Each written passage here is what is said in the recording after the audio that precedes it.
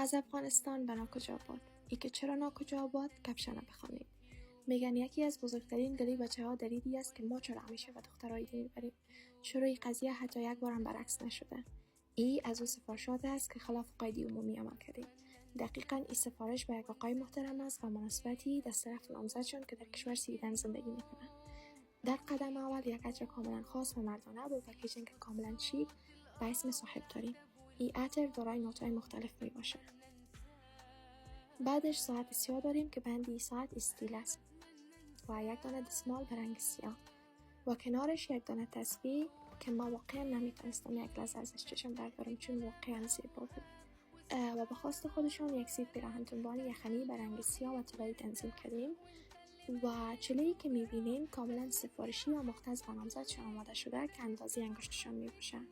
و در قسمت آخر یک دانه انگشتر سیاه داریم که جذابیت این انگشتر جایی است که دو روی داره و شما میتونین همزمان دو استایل مختلف همراهش بزنین و اصلا کسی متوجه نمیشه. چون رنگ مورد نظرشون سیاه بود به همین دلیل تمام آیتم ها در هماهنگی به هم انتخاب شدن. سفارشات ایدی مخصوصا پکیج‌های آقایان بر 10 نفر اول تخفیف ویژه داره. به خاطر معلومات و ثبت سفارش میتونین که پیام کنین.